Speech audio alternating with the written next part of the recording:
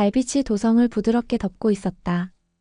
고요한 밤, 궁궐의 깊은 골목 어귀를 혼자 걷는 남자의 발소리가 울린다.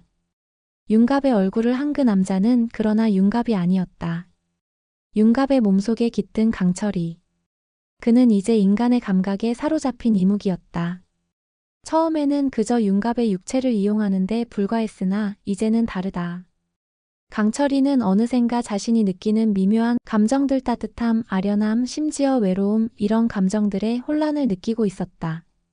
그는 그것이 이 몸의 기억 때문인지 아니면 진짜 자신의 감정인지 구별할 수 없었다. 무겁게 내려앉은 가슴을 안고 강철이는 한참 동안 발걸음을 멈춘 채 하늘을 올려다보았다. 윤갑, 이게 내 기억이냐? 아니면 내 것인가? 그의 눈동자 속에는 두 남자의 존재가 겹쳐 보이고 있었다. 강철이는 윤갑의 기억을 선명하게 경험하고 있었다. 여리와 함께 나누던 짧은 대화, 웃음, 손끝에서 느껴지던 따뜻한 체온. 그것들은 윤갑의 것이었지만 이상하게도 이제는 강철이의 가슴을 울리고 있었다. 강철이는 무언가에서 도망치고 싶었다. 그러나 무엇으로부터 도망쳐야 하는지도 알 수 없었다. 강철이는 낮 동안의 광경을 떠올렸다. 그는 우연히 시장에서 한 아이가 넘어지는 장면을 목격했고 본능적으로 아이를 붙잡았다. 아이는 놀란 얼굴로 강철이를 올려다보았고 강철이 또한 스스로 놀라고 말았다. 예전에 그였다면 인간의 아이를 거들떠보지도 않았을 것이다. 그러나 그 순간 팔에 느껴진 생명의 따뜻함은 그를 멍하게 만들었다.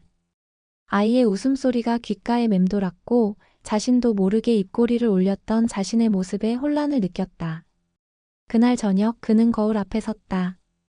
윤갑의 얼굴, 그러나 그 눈빛은 완전히 달라져 있었다. 거울 속의 눈은 분명히 자신이 아니었다. 이무기 강철이의 눈은 예리하고 차가웠다. 그러나 지금은 어딘가 모르게 흔들리고 있었다. 인간의 감정이 그의 존재를 갉아먹고 있는 것처럼 느껴졌다. 궁궐 안은 여전히 음험한 기운으로 가득했다. 대비의 손에 의해 불러내어진 팔척귀는 서서히 자신의 힘을 넓혀가고 있었고 그 기운은 점점 궁을 넘어 도성 전체로 퍼져가고 있었다. 그 기운을 민감하게 느낄 수 있는 강철이는 어느 순간 자신이 팔척귀와 마주하게 될 것을 예감하고 있었다. 한편 여리는 도서고에서 낡은 문서를 뒤적이고 있었다. 그녀는 윤갑이 변했다는 사실을 본능적으로 알아챘고 그것이 단순한 변화가 아닌 빙의 혹은 악령의 작용임을 확신하고 있었다. 그녀는 어머니의 낡은 주술서에서 한 문장을 떠올렸다. 이무기의 혼이 2번 인간의 몸을 거치면 그 혼은 소멸의 길로 들어선다. 이 문장은 여리에게 신락 같은 희망이 되었다. 윤갑을 원래대로 돌리고 강철이를 떠나보낼 수 있는 방법. 그러나 그 방법은 곧 강철이라는 존재의 소멸을 의미하는 것이기도 했다. 여리는 그 선택 앞에서 망설였다. 강철이는 여리의 인생을 망친 존재였지만 동시에 지금의 윤갑 그의 몸을 빌린 존재로서 조금씩 여리의 마음을 흔들고 있었기 때문이다. 어째서 지금 이 사람이 그때 그 사람이 아닌 걸 알면서도 여리는 자신도 모르게 강철이를 향한 감정에 흔들리고 있었다. 인간의 육체를 빌린 이무기와 무녀의 사랑이 얼마나 불순하고 파괴적인 운명인가. 그러나 여리는 그 운명 앞에서 더욱 단단해지고 있었다.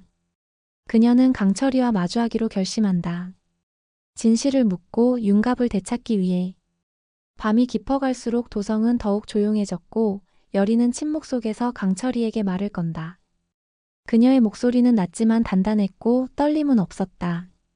당신이 윤갑이라면 그의 기억을 보여줘요. 아니면 당신이 강철이라면 왜 아직 이 몸에서 나가지 못하는 거죠? 그 말에 강철이는 조용히 고개를 숙였고 잠시 뒤 눈을 들었다. 그 눈에는 처음으로 약한 흔들림이 담겨 있었다. 윤갑과 강철, 두 존재가 그 눈동자 안에서 싸우고 있었다. 대비의 침소는 고요했다. 그러나 그 고요 속에 감춰진 속셈은 결코 고요하지 않았다. 팔척귀를 불러들인 그날 밤 이후 대비는 서서히 궁 안의 권력을 손에 쥐기 시작했다. 허약한 왕의 침상 옆에서 차분히 음료를 건네는 손짓 하나에도 섬뜩한 냉기가 배어 있었고 왕은 그녀의 말을 더 이상 거역하지 못했다. 그녀의 주위엔 이미 충직한 내관들과 하녀들이 있었고 그들은 대비의 눈빛만으로도 움직이는 인형과 같았다. 대비는 조용히 웃었다. 그러나 그 웃음은 서늘하고 차가웠다. 그녀는 왕권이 흔들리는 틈을 놓치지 않았다.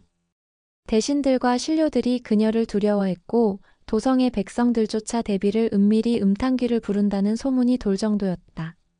풍사는 대비의 또 다른 손이었다. 맹청의 도상수로 알려진 그는 사실 도성을 뒤흔들 사주를 가진 자였다. 그는 팔척귀를 단순히 이용하려 했던 대비와는 달리 팔척귀 자체를 새로운 신으로 숭배하고자 했다. 그는 수백 년 전 멸망한 고문서를 통해 알아낸 의식을 바탕으로 팔척귀를 천지장군으로 추앙하는 구신교단을 몰래 조직하고 있었다. 풍사는 대비를 보며 웃는다. 전하께선 곧 누우시리다. 그리 되면 대비마마의 아드님이 보위에 오르시겠지요. 그때 팔척귀의 이름으로 새로운 왕조를 맞이해야 하지 않겠습니까? 대비는 그런 풍산의 말을 듣고도 말없이 미소 지었다. 그러나 그녀 역시 속으로는 풍산을 경계하고 있었다. 각자의 속내가 겹쳐지며 궁궐은 음모의 소용돌이 속으로 빨려 들어갔다. 풍산은 밤마다 도성의 깊은 골목 어귀에서 의식을 진행했다. 그는 신령한 기운이 깃든 옛 제단의 잔해를 찾아냈고 그곳에 팔척귀의 상을 세우며 사람들의 피로 제사를 올리기 시작했다. 점점 그를 따르는 자들이 생겨났고 대낮에도 사람을 죽여 혼을 팔척귀에게 바치는 비밀 의식이 성행하기 시작했다. 도성의 백성들은 불안에 떨었고 아이들은 밤마다 악몽에 시달렸다. 그 악몽 속에는 항상 붉은 눈을 한 괴물이 등장했다. 여리는 도서고에서 돌아온 뒤 윤갑 강철이를 조용히 마주한다. 그녀는 그가 윤갑이 아님을 알고 있음에도 한때 사랑했던 윤갑의 몸을 통해 전해지는 감정에 혼란스러웠다. 그녀는 묻는다. 당신은 강철이입니까? 아니면 윤갑입니까? 강철이는 대답하지 못한다. 그의 눈동자엔 순간 윤갑의 눈빛이 비치기도 했고 이어 바로 차가운 강철이의 눈빛으로 돌아왔다. 그는 무언가를 말하려다 입을 닫고 조용히 돌아선다.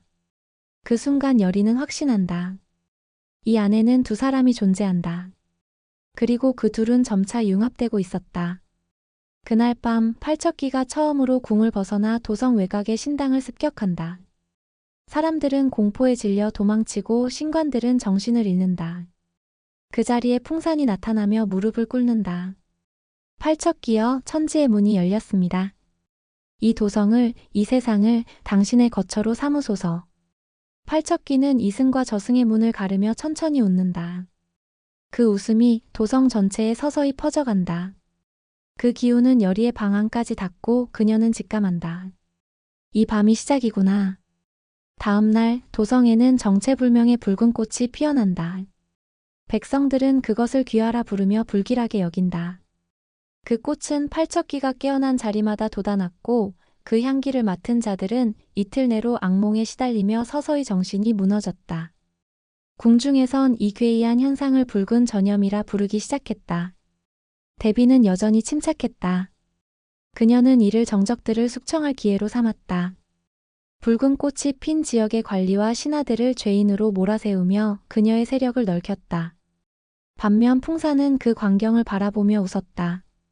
그는 대비의 행동이 자신이 원하는 혼란을 더욱 증폭시킨다고 믿었다. 그리고 그날 밤 윤갑의 혼령이 처음으로 나타난다. 여리의 꿈속에서 그는 흰 옷을 입고 서 있었다. 여리야, 나는 아직 여기 있어. 내 몸속에서 나를 잊지 마. 여리는 울면서 손을 뻗었지만 윤갑은 점점 멀어져 갔다. 깨어난 여리는 거칠게 숨을 몰아쉬며 중얼거렸다. 그 사람은 아직 사라지지 않았어. 내가 찾아낼 거야. 밤이 깊었다. 궁궐의 마당에 스며든 안개는 마치 살아있는 생명체처럼 꿈틀거리며 움직였다. 그 안개는 도성 곳곳에서 피어난 붉은 꽃 귀화의 꽃가루로 이루어진 것이었다. 그 안개 속을 지나가면 사람들은 고통스러운 과거의 환영을 보았고 이승과 저승의 경계가 모호해졌다. 이따금 누군가 비명을 지르며 허공에 손을 뻗었고 또 누군가는 넋을 잃고 그대로 멈춰 서 있곤 했다. 그런 밤이었다. 여리는 강철이를 향해 마지막 결단을 요구하려고 했다. 그녀는 단단히 마음을 먹고 그를 찾아 나섰다. 윤갑의 몸을 한 강철이는 궁 안작은 누각에서 홀로 앉아 있었다. 그는 자신의 손을 들여다보고 있었다. 손가락 사이로 흘러내리는 물 한 방울에도 그는 깊이 감정이 흔들리는 듯한 표정을 지었다. 그것은 더 이상 이무기의 눈빛이 아니었다. 그 눈에는 고통, 연민 그리고 사랑이 있었다. 여리는 조심스럽게 다가가 앉았다. 한참의 침묵 끝에 그녀가 먼저 입을 열었다. 강철이. 아니, 윤갑 아니. 너는 누구지? 강철이는 미동도 없이 대답했다. 나도 잘 모르겠다. 이제는 진짜로. 네가 웃으면 나는 웃고 네가 울면 가슴이 아프다. 그건 내가 아닌데도 분명히 나의 것이기도 해. 그녀는 손을 뻗어 그의 손등을 덮었다. 윤갑은 아직 있어. 어젯밤 내 꿈에 나타났어. 그는 사라지지 않았어. 내 안에서 나를 지키고 있었어. 강철이의 눈이 흔들렸다. 그 안에는 윤갑의 눈빛이 잠깐 아주 짧은 순간 떠올랐다. 그래서 너를 떠나야 해. 여리가 말한다. 그래야 그가 돌아올 수 있어. 그리고 네가 이대로 가면 넌 사라질 거야. 그는 한참을 말없이 그녀를 바라보다가 고개를 끄덕였다. 알고 있어. 하지만 나는 죽고 싶지 않아. 이제 겨우 사람처럼 살아보는 게 어떤 건지 알 것 같거든. 여리는 눈물을 삼켰다. 이 무정한 운명이 두 사람을 이렇게도 엇갈리게 할 줄이야. 강철이도 윤갑도 모두 잃을 수도 있다는 공포가 그녀를 붙잡았지만 동시에 그녀는 강철이의 결심을 존중해야 한다는 걸 알고 있었다. 그날 밤 팔척기가 본격적으로 도성 중심부로 향한다는 정보가 궁궐에 전해진다. 대비는 급히 대책회의를 소집하지만 이미 신료들의 반은 붉은 꽃의 도끼에 의해 의심과 불신으로 서로를 견제하고 있었다.